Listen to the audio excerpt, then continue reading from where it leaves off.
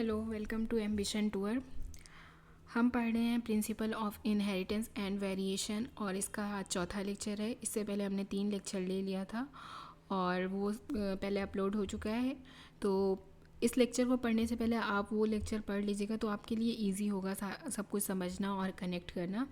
ठीक है, ये हमारी सीरीज़ है एनसीईआरटी बायोलॉजी क्लास 12 की और नीट 2026 के लिए भी बेनिफिशियल है। इसमें हम लाइन टू लाइन एनसीईआरटी को डिस्कस करेंगे। ठीक है, तो हमारी क्लास की जो टाइमिंग है 5 बजे है और किस किस दिन अपलोड होगा मेरा class? Monday, Wednesday and Friday. 3 दिन वीक में अभी अपलोड होगा। फिर आगे हम शेड्यूल चेंज करेंगे। अभी के लिए हमारा ये 3 दिन शेड्यूल है कि मंडे, वेडनेसडे और फ्राइडे को हम क्लास अपलोड करेंगे। तो पहले हम लास्ट क्लास का थोड़ा सा रिवीजन कर लेते हैं कि क्या क्या हमने पढ़ा हुआ है। खाली एक बार हम गो थ्रू कर लें, फिर उसके बाद हम आगे की क्लास शुरू करते हैं। तो लास्ट क्लास में हमने बात की थी डोमिनेंट क्या होता है, रेसेसिव क्या होता है। इसमें बात की थी वो कैरेक्टर जो हेट्रोजाइगस में भी शो करें वो डोमिनेंट होते हैं और जो pure line breeding homozygous recessive में ही शो करें, होमोजाइगस प्योर लाइन होमोजाइगस में शो करें उसे हम क्या कहेंगे? रेसेसिव कहते हैं। और हमारे जीनोटाइप भी बात हो गई कि जीनोटाइप क्या होता है, फिनोटाइप क्या होता है। ठीक है, फिर उसके बाद हमने ट्रू ब्रीडिंग या प्योर लाइन प्लांट किसे कहते हैं, ट्रू ब्रीडिंग क्या होती है, प्योर लाइन प्लांट क्या होता है, इसके बारे में भी डिस्कस किया था। होमोजाइगस हेट्रोजाइगस के बारे में, होमोजाइगस और हेटेरोजाइगस क्या होता है इसके बारे में भी हमने लास्ट क्लास में डिस्कस किया था। ठीक, और पुनेट स्क्वायर के बारे में, पुनेट स्क्वायर के बारे में भी हम लास्ट क्लास में डिस्कस किए थे, लेकिन पुनेट स्क्वायर को हम इस क्लास में एक बार फिर से रिवाइज कर लेंगे। बाकी और सारी चीज़ें बेसिक हैं तो उसे आप जाके लेक्चर में देख सकते हैं। ठीक है, और पुनेट स्क्वायर को हम एक बार फिर से रिवाइज कर देंगे। और हम वो कैरेक्टर भी देखे थे कि मियोसिस में कैसे हमारे कैरेक्टर सेग्रीगेट होते हैं, इन सब पे बात हो चुकी थी हमारी। ठीक है, फिर स्टार्ट करते हैं आज पुनेट स्क्वायर को। डबल एन है ये, एम ना समझिएगा इसको। 1 मिनट इरेज करके हम सही कर दे रहे हैं। ठीक,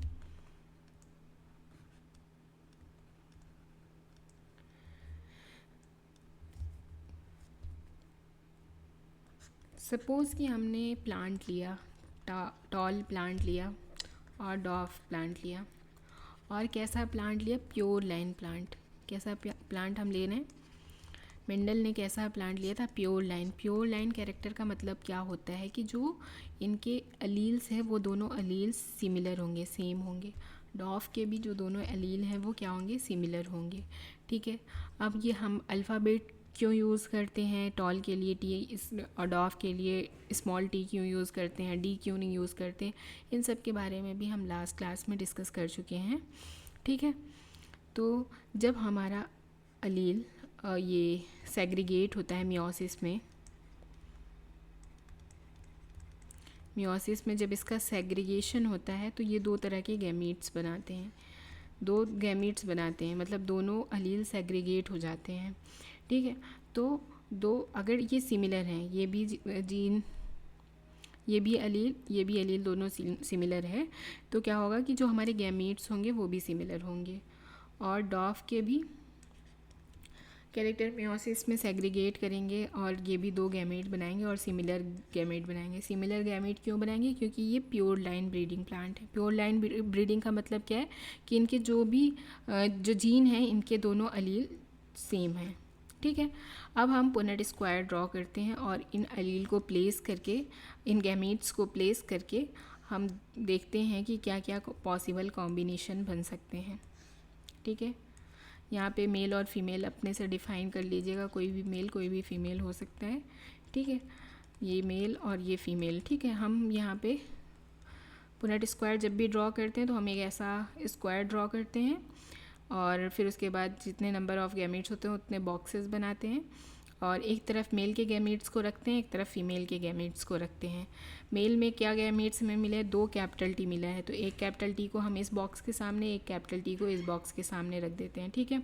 फिर डॉफ में भी हमें 2 कैरेक्टर मिलते हैं, 2 गैमीट्स मिलते हैं फीमेल में भी, तो एक फ़ीमेल के गैमीट्स को इस बॉक्स के सामने रख देते हैं, एक इधर, ठीक है। अब इसका कॉम्बिनेशन बनाते हैं, तो एक गैमीट्स हमारा इस मेल से आएगा, एक फ़ीमेल से आएगा, ठीक है। तो क्या कॉम्बिनेशन बन जाएगा, कैपिटल टी स्मॉल टी। फिर इधर से भी एक मेल से आएगा कैपिटल टी और इधर से भी एक फ़ीमेल से जाएगा स्मॉल टी।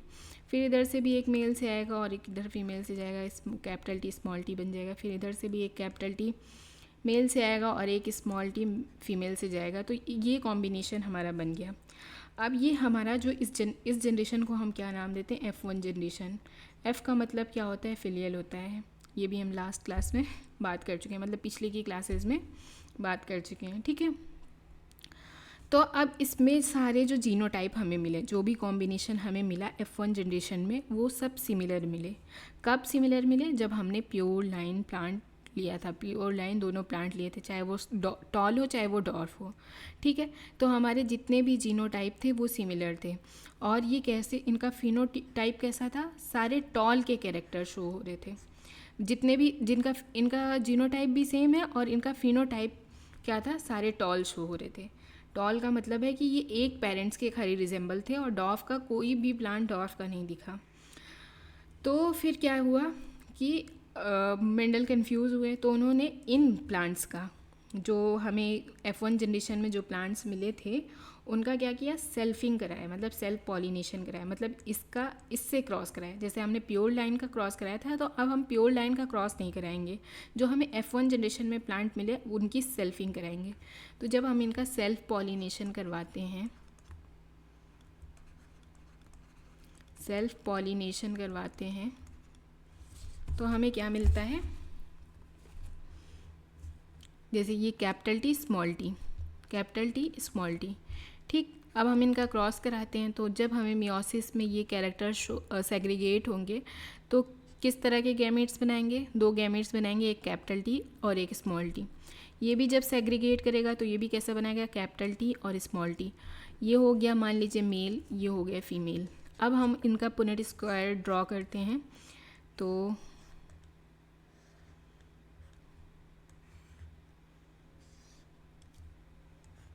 और ये एक तरफ हम मेल को रखते हैं, एक तरफ फीमेल के गैमीट्स को रखते हैं। तो मेल में हमें कौन कौन से गैमीट्स मिले, कैपिटल टी स्मॉल टी, एक कैपिटल टी का गैमीट्स मिला, एक स्मॉल टी का। फीमेल में भी एक कैपिटल टी का मिला, एक स्मॉल टी का। जब इसका हम कॉम्बिनेशन बनाते हैं तो इधर से एक अलील आता है, इधर से एक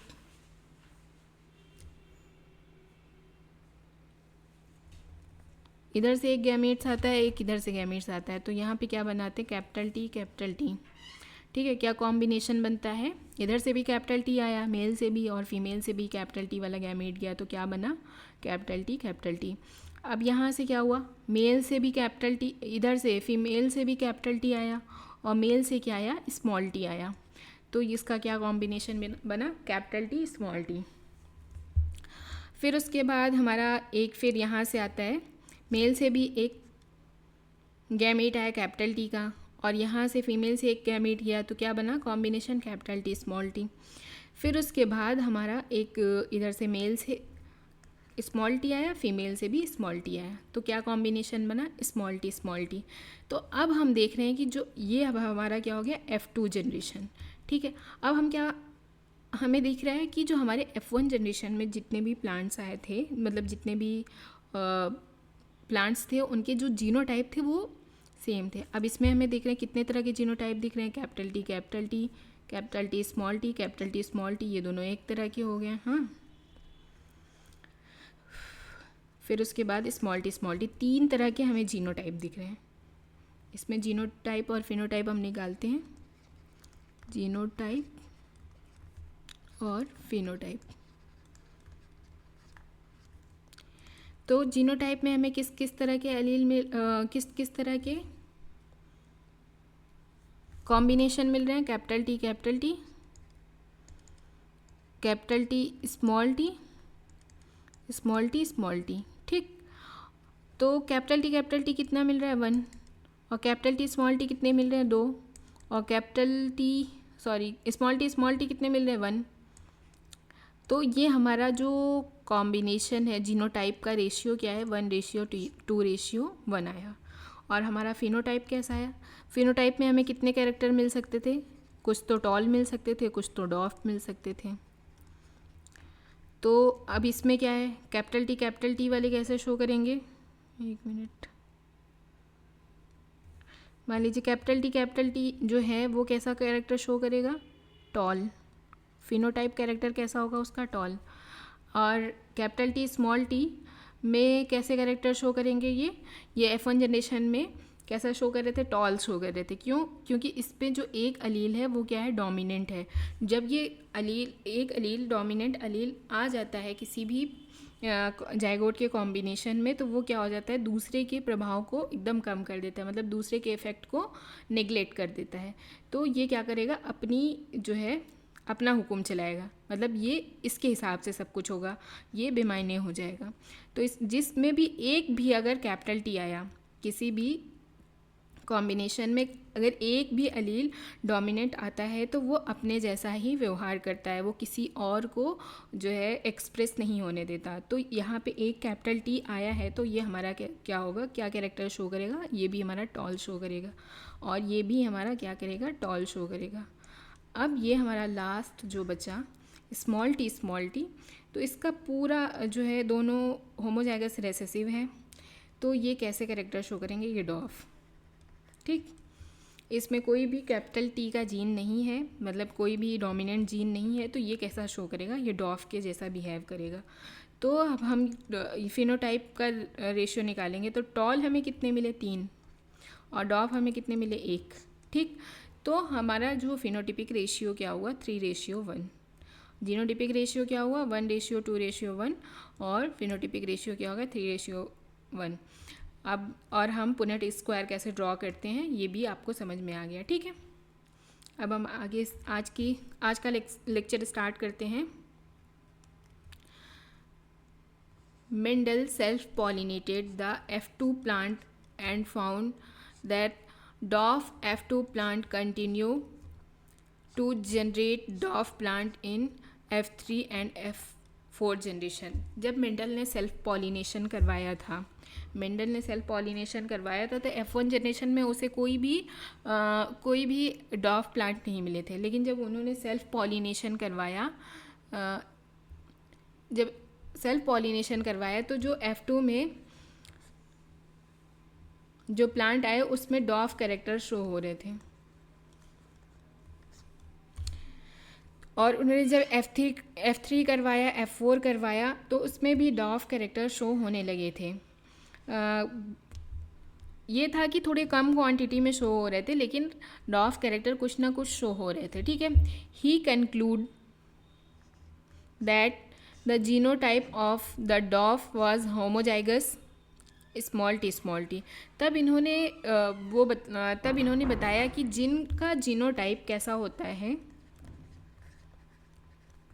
स्मॉल टी होता है। मतलब कैसा होता है? होमोजाइगस रेसेसिव होता है। जिनका कैरेक्टर होमोजाइगस रेसेसिव होता है वो कैसा शो करते हैं? वो डॉर्फ प्लांट जैसा बिहेव करते हैं। ठीक है, तो what you think he have got had he self pollinated a tall F2 plant। अब इसमें एक क्वेश्चन पूछा गया NCERT में कि आप क्या सोचते हैं कि अगर टॉल F2 प्लांट को सेल्फ पॉलिनेट कर दें तो क्या रिज़ल्ट आएगा? ये आप खुद से करके बताइएगा, और हम आगे प्रोसीड करते हैं, आगे का लेक्चर कंटिन्यू करते हैं, क्योंकि ये NCERT ने आपसे सवाल किया है और इतना हमारे मतलब लास्ट 3 चौथे लेक्चर आज हमारा चौथा लेक्चर है, तो होप कि आप इतना समझ सकते हैं और कैसे निकालना है आप खुद से करिएगा। अगर नहीं आएगा तो आप कमेंट में बताइएगा, फिर हम नेक्स्ट क्लास में उसका सॉल्यूशन देंगे, ठीक है। From the proceeding paragraph it is clear that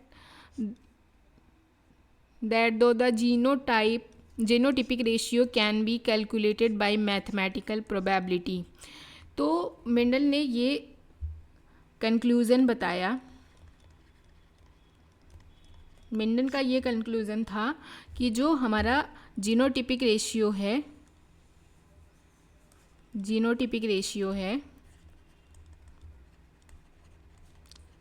उसे हम कैसे कैलकुलेट कर सकते हैं, मैथमेटिकल प्रोबेबिलिटी से कैलकुलेट कर सकते हैं by simply looking at the phenotype of the dominant trait. It is not possible to know genotypic composition. तो खाली हम फिनोटिपिक कैरेक्टर को देख के, मेंडल ने कहा कि फिनोटिपिक कैरेक्टर को देख के हम ये बता सकते कि कौन सा मतलब इसका जीनोटिपिक कंपोजिशन क्या होगा, क्योंकि जो हमारे प्लांट हैं टॉल वाले वो कैपिटल टी और कैपिटल टी स्मॉल टी दोनों जीनोटिपिक कॉम्बिनेशन में ही टॉल प्लांट शो कर रहे हैं, ठीक है। तो खाली हम और ऊपर से फिनोटिपिक कैरेक्टर को देख के ही नहीं बता सकते कि उसका जीनोटाइप क्या होगा। That is for example whether a tall plant from F1 or F2 has capital T small t composition cannot be predicted। वही बात कही कि F1 जनरेशन में या F2 जनरेशन में जो कैपिटल टी स्मॉल और capital T small T composition होता है वो किसके लिए रिस्पॉन्सिबल होता है, वो दोनों टॉल के लिए रिस्पॉन्सिबल होता है। तो हम खाली जो है ये खाली फिनोटिपिक कैरेक्टर को, मतलब उसके खाली बाहर से देख के हम नहीं बता सकते हैं कि इसका जीनोटाइप क्या होगा, ठीक है। Therefore he determined the genotype of the tall plant at F2 generation. Mendel cross the tall plant from F2 with डॉफ plant. तो मेंडल ने क्या किया,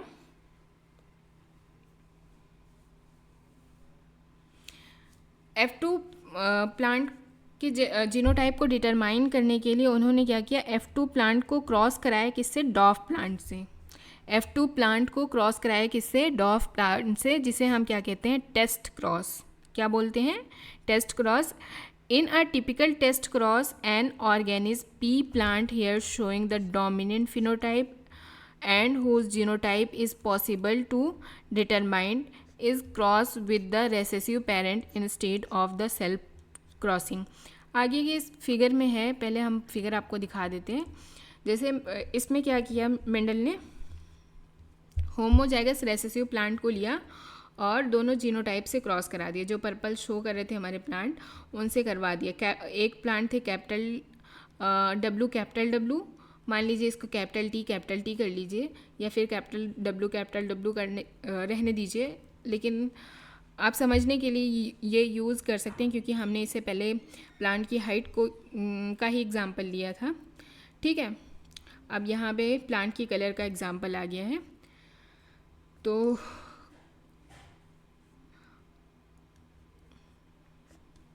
पर्पल प्लांट किस किस फॉर्म में शो कर रहे हैं, कैपिटल डब्लू है तब भी पर्पल शो हो रहा है, कैपिटल डब्लू स्मॉल डब्लू है तब भी पर्पल शो हो रहा है।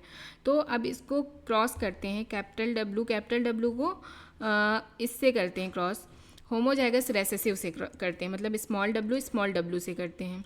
यहाँ पे हम एक पुनेट स्क्वायर बना लेते हैं लेफ़्ट साइड में। तो यहाँ से स्मॉल डब्लू मतलब वाइट प्लांट लेते हैं, और यहाँ से प्योर, ये क्या हो गया, प्योर लाइन वाइट प्लांट हो गया, ये प्योर लाइन क्या हो गया, पर्पल प्लांट हो गया। अब इनका कॉम्बिनेशन बनाते हैं, अब इसका कॉम्बिनेशन बनाते हैं। तो एक क्या आता है, कैपिटल डब्लू, एक स्मॉल डब्लू, एक कैपिटल डब्लू, एक ऊपर से स्मॉल डब्लू आ रहा है, यहाँ साइड से कैपिटल डब्लू जाएगा, फिर ऊपर से small W, capital W, small W. तो यहाँ पे देख रहे हैं कि जितने भी प्लांट हैं सारे, जितने भी फ्लावर हैं सारे कैसे कलर शो कर रहे हैं, सारे पर्पल या वॉयलेट कलर शो कर रहे हैं। ठीक है, तो अब ये और इधर हम क्या करते हैं, एक और पुनेट स्क्वायर बनाते हैं।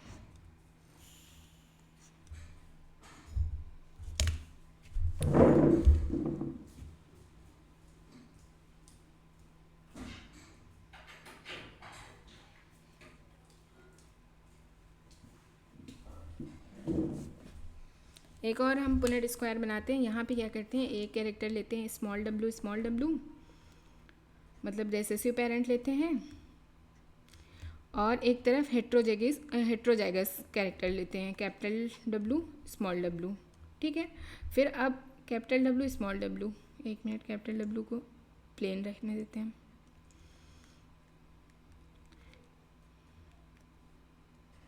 ठीक, फिर अब इसका कॉम्बिनेशन बनाते हैं। तो कैपिटल डब्लू, स्मॉल डब्लू आ गया, यहाँ पे कैपिटल डब्लू, स्मॉल डब्लू आ गया, यहाँ पे small W, small W, small W, small W.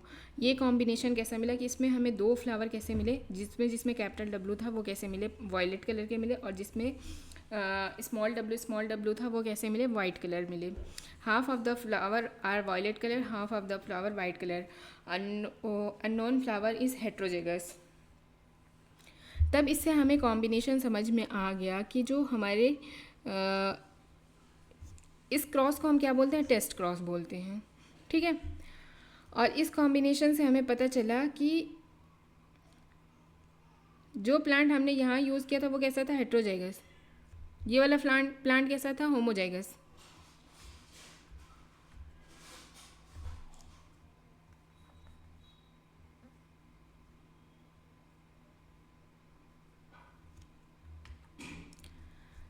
The progeny such as cross can easily be analyzed to predict the genotype of the test organism. Figure 4.5 show the result of the typical test cross where violet color is W and W is dominant and over the color of white color of flower. ठीक है, तो यही बात इसमें कही गई है कि टेस्ट क्रॉस जब हम कराते हैं तो जो कैपिटल डब्लू वाला जो था हमारा, वो कैसा शो कर रहा था, वो डोमिनेंट शो कर रहा था,